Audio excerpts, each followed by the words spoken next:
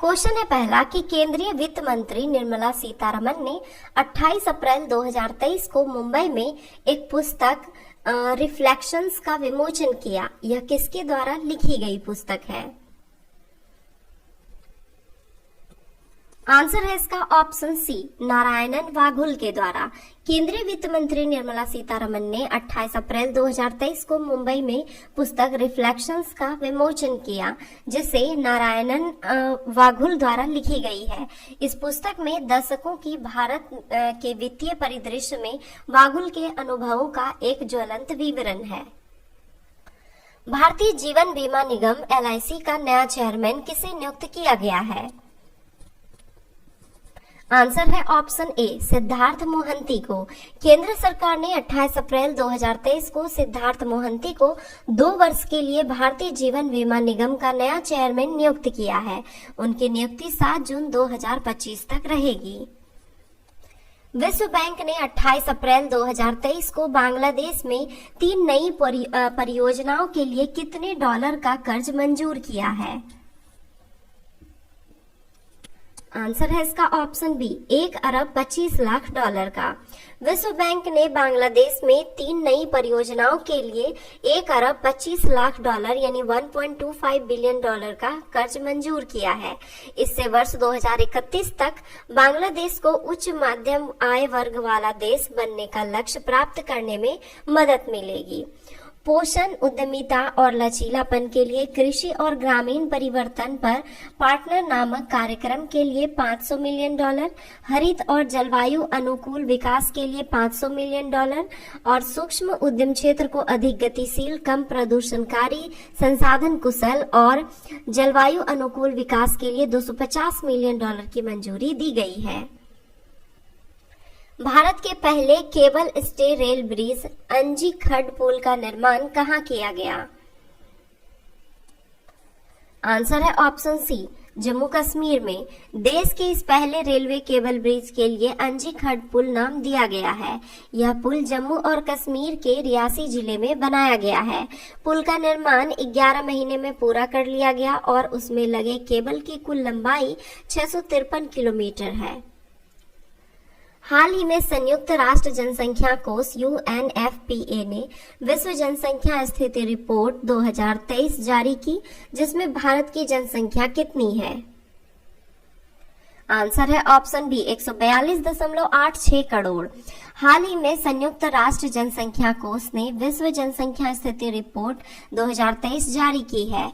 इस रिपोर्ट में भारत की जनसंख्या 142.86 करोड़ है, जबकि चीन की 142.57 करोड़ है, जो 29 लाख का अंतर है। यानी भारत की आबादी अब दुनिया में सबसे ज्यादा हो गई है। प्रधानमंत्री नरेंद्र मोदी के किस कार्यक्रम को 30 अप्रैल 2023 को संयुक्त राष्ट्र मुख्यालय में सीधा प्रसारण किया जाएगा? आंसर है इसका ऑप्शन सी, मन की बात कार्यक्रम को। प्रधानमंत्री नरेंद्र मोदी के रेडियो कार्यक्रम मन की बात की 100वीं एपिसोड संयुक्त राष्ट्र मुख्यालय में सीधा प्रसारण किया जाएगा। प्रधानमंत्री मोदी के मन की बात कार्यक्रम की 100वीं कड़ी का संयुक्त राष्ट्र मुख्यालय के ट्रस्टीशिप काउंसिल चैम्बर में 30 अप्रैल को सीधा प्रसारण किया जाएगा। केंद्रीय वाणिज्य और उद्योग मंत्री श्री पीयूष गोयल ने इंडियन मर्चेंट्स चैम्बर द्वारा आयोजित इंडिया कॉलिंग कॉन्फ्रेंस 2023 उद्घाटन कहाँ किया? आंसर है ऑप्शन डी, मुंबई में। केंद्रीय वाणिज्य और उद्योग मंत्री श्री पीयूष गोयल ने मुंबई में इंडियन मर्चेंट्स चैम्बर द्वारा आयोजित इंडिया कॉलिंग कॉन्फ्रेंस 2023 का उद्घाटन किया। अपने संबोधन के दौरान उन्होंने विश्व भर की बड़ी कंपनियों की आपूर्ति श्रृंखला में चेक गणराज्य और पोलैंड जैसे छोटे देशों की कंपनियों के योगदान को रेखांकित किया। श्री गोयल ने सभी से 2047 तक भारत के $47 ट्रिलियन की अर्थव्यवस्था बनने का लक्ष्य निर्धारित करने की अपील की। केंद्रीय मंत्री श्री पीयूष गोयल ने इंडिया कॉलिंग कॉन्फ्रेंस 2023 में वैश्विक आपूर्ति श्रृंखला में छोटे देशों के महत्व को रेखांकित किया। IMC इंडिया कॉलिंग 2023 की शुरुआत राइजिंग इंडिया विकास के लिए साझेदारी आमंत्रित करना की थीम के साथ हुई। सौराष्ट्र तमिल संगमम कार्यक्रम 2023 के संदर्भ में निम्नलिखित में से कौन सा कथन सत्य है? आंसर है इसका ऑप्शन डी, सभी कथन सत्य है। यह कार्यक्रम 17 से 26 अप्रैल 2023 तक चला, जिसका समापन सोमनाथ, गुजरात में हुआ। प्रधानमंत्री नरेंद्र मोदी ने समापन समारोह में सौराष्ट्र तमिल संगम प्रशस्ति पुस्तक का विमोचन किया। इस महोत्सव का उद्देश्य गुजरात और तमिलनाडु के दो तटीय राज्यों के बीच पुराने संबंधों और सांस्कृतिक संबंधों को प्रदर्शित करना है। प्रधानमंत्री नरेंद्र मोदी ने 26 अप्रैल 2023 को वीडियो कॉन्फ्रेंसिंग के माध्यम से सौराष्ट्र तमिल संगमम के समापन समारोह को संबोधित किया। साथ ही उन्होंने श्री सोमनाथ संस्कृत विश्वविद्यालय द्वारा प्रकाशित सौराष्ट्र तमिल संगम प्रशस्ति पुस्तक का विमोचन किया। इस 10 दिवसीय संगमम में 3000 से अधिक लोगों ने हिस्सा लिया। यह कार्यक्रम 17 अप्रैल को शुरू हुआ था, जिसका समापन 26 अप्रैल को सोमनाथ में हुआ।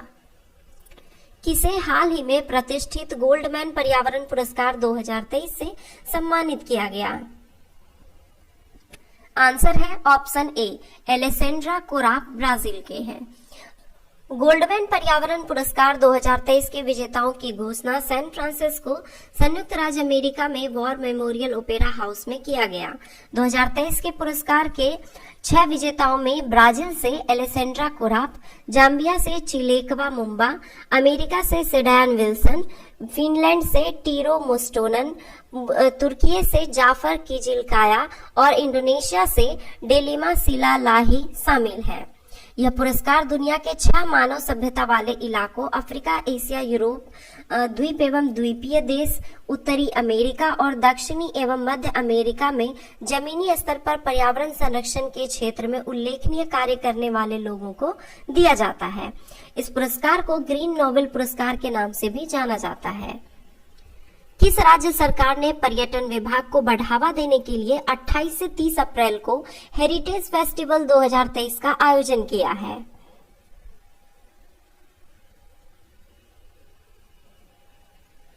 आंसर है इसका ऑप्शन बी, गोवा सरकार ने। गोवा सरकार के पर्यटन विभाग ने उत्तर गोवा के सालीगांव में 28 से 30 अप्रैल को हेरिटेज फेस्टिवल 2023 आयोजित किया जा रहा है। यह उत्सव राज्य के सांस्कृतिक पर्यटन को बढ़ावा देने का उद्देश्य रखता है, जहां राज्य की परंपराएं, संस्कृति और कला का प्रदर्शन किया जाएगा।